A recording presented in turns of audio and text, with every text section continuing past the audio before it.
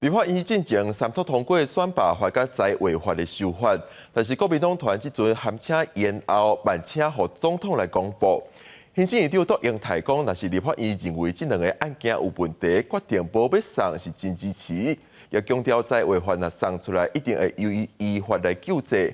国民党团是回应，只要行政院按照法律行，拢会来尊重。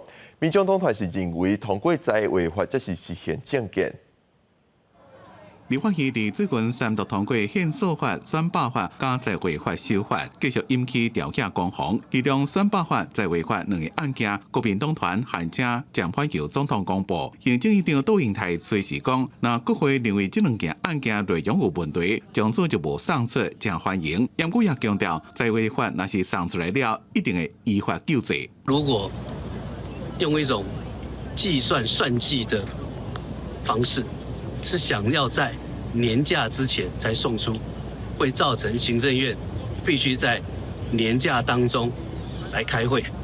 我认为这个是对全体公务人员极大的不尊重。财政收支划分法跟吹哨者保护法，处理完了，都已经三读通过了，漂亮。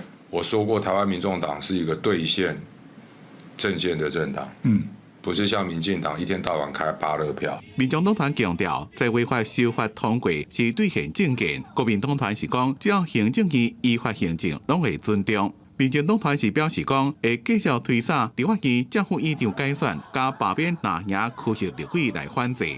我们要双罢，第一个要罢免政务院长，第二个要罢免国民党41个区域立委。